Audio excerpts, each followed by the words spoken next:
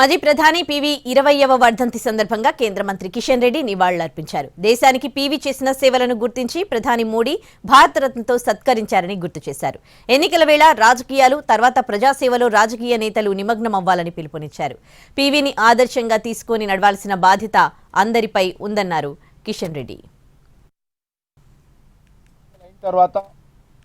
నేటి ప్రధానమంత్రి అయినటువంటి నరేంద్ర మోడీ గారు పివి నరసింహారావు గారి సేవలకు గుర్తింపునిచ్చి గౌరవాన్నిచ్చి దేశ ప్రజలలో మరొకసారి ఆయన యొక్క చరిత్రను దేశ ప్రజల ముందు తీసుకొచ్చినటువంటి విషయాన్ని సందర్భంగా మనవిస్తున్నాం.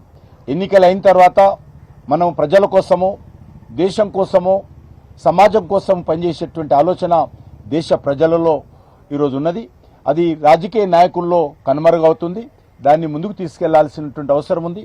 ప్రజలను కులం పేరుతో, మతం పేరుతో, భాష పేరుతో, మరి ప్రాంతం పేరుతో, రంగు పేరుతో విడదీయకూడదనే విషయాన్ని ఈ సందర్భంగా మనవి చేస్తున్నాను. దానికి స్ఫూర్తి మరి పివి నరసింహారావు.